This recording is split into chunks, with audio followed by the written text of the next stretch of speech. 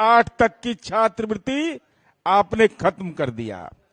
जो जन्म से पिछड़ा है वो जातिगत न्याय की राजनीति करे तो वह जातिवादी हो गया, और जो अब पिछड़ा नहीं थे, सामान्य समुदाय में थे, अपने आप को वोट की सौदेबाजी में अगड़ा से पिछड़ा कर लिया तो वह सनातनी हो गया। यह अद्भुत खेल हो रहा है देश में। और प्रधानमंत्री जी का जब फर्जीवाड़ा हम लोग इस सवाल पर उठाते हैं तो हम लोग को कहा जाता है कि भाषाई लंपट हो गए, तब आरएसएस वाला लाठी लेके घूमे। अरे दस्तावेज हमारे पास है, और सनातन धर्म तो सत्य का प्रतीक है। भारतीय जनता पार्टी ने यह कहा, ज्ञान दे रहे हैं हम लोग को, कि काका कालेलकर आयोग की रिपोर्ट जो 55-56 का है कि उसमें मोड़ घाची पिछड़ी जाति में है। तो काका कालेलकर आयोग ने तो यह कहा था कि जातिगत जनगणना करवाइए, तो क्यों नहीं करवाते हैं? महिलाओं को आरक्षण देने की वकालत उन्होंने की थी। उन्होंने कहा था कि पिछड़ा में अति पिछड़ा वर्ग बनाया जाए, तो उसको तो आपने माना नहीं। मंडल कमीशन की रिपोर्ट में आया कि जातिगत जनगणना करवाइए, लेकिन जातिगत जनगणना नहीं करवाया। रोहिणी आयोग की रिपोर्ट में यह सुझाव आया कि भाई जातिगत जनगणना कराना आवश्यक है, लेकिन आपने जातिगत जनगणना कराना आपको मंजूर नहीं हुआ। और आपने क्या कहा कि 1994 में प्रधानमंत्री जिस जाति के हैं, मोल घाची को ओबीसी में शामिल किया गया। तो जब 1994 में शामिल कर ही लिया गया था, तो 2002 में क्यों शामिल किया? एक ही जाति को 2 बार, ये क्या जालसाजी है? 1994 में भी और 2002 में भी। अब मैं दिखाता हूं इनका कारनामा देखिए।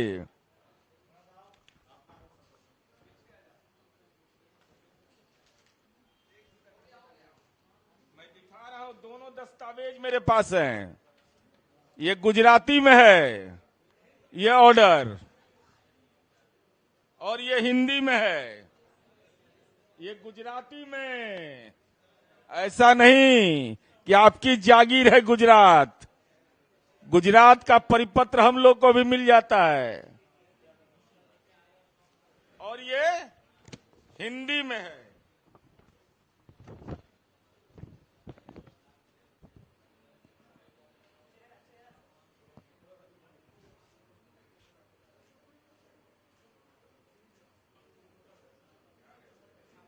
अब इसमें खेल देखिए। अभी एक केंद्रीय मंत्री बोले कि तो तेली जाति के हैं। बताइए तो, प्रधानमंत्री का अपमान करता है आदमी, अपने संसदीय दल के नेता का अपमान। ये देख लीजिए,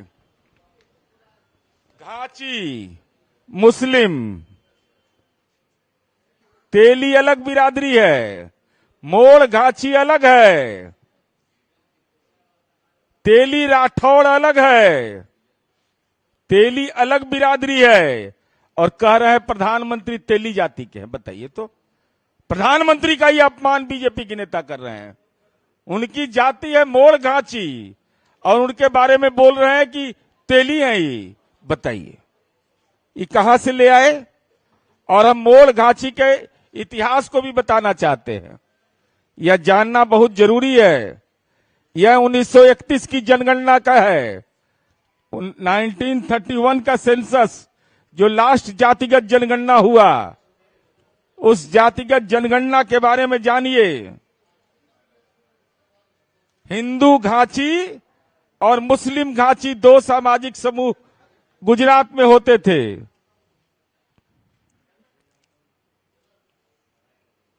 अहमदाबाद घाची, जो उसमें सामाजिक समूह थे, वह देख लीजिए, वह साफ साफ लिखता है, ऑन द 8 डिविजन्स द मोड़ा एंड सिखपुरियाज rank highest, the other various eating food cooked by them and they do not eat food cooked by the other 6. अब 6 कौन कौन थे? अहमदाबादी, चंपरिया, मोड़, पटानी, सिद्धपुरिया, सुरती, कहमटिया, पंचोली। 6 सामाजिक समूह, 8 सामाजिक समूह में से के साथ कुछ एक ऐसे सामाजिक समूह थे जिससे मोड़ घाची के लोग उनका खाना मंजूर नहीं करते थे, उनके साथ खाना नहीं खाते थे, उनको अछूत मानते थे। और हम यह जानना चाहते हैं भारतीय जनता पार्टी से कि अगर आप यह मानते हैं कि आदरणीय प्रधानमंत्री जी के बारे में मैंने बताया कि 1994 में जब मोड़ घाची को ओबीसी में शामिल कर लिया गया तो 2002 में क्या जरूरत पड़ी थी एक जाति का 2 बार? ये कहां संभव है भाई? ये तो बिल्कुल लगता है कि भद्दा मजाक बना दिया आपने। और हम यह जानना चाहते हैं आदरणीय प्रधानमंत्री जी से कि मोड़ घाची अगर पिछड़ा है, जिसका दावा आदरणीय प्रधानमंत्री जी और भारतीय जनता पार्टी के लोग कहते हैं, तो 2 ही स्तर पर होता है ना, सामाजिक और शैक्षणिक स्तर पर। तो मोड़ घाची 1931 की जनगणना में इसका साक्षरता दर था 40.59% और राजपूत जाति का साक्षरता दर था 15 से 20%, पटेल जाति का 25 से 35%। तो जिसका साक्षरता दर 12 से 15 से 20%, राजपूत का, पटेल का 25 से 35%, वो रहेगा अगला। और जिसका साक्षरता दर है 40.59, वो रहेगा पिछड़ा।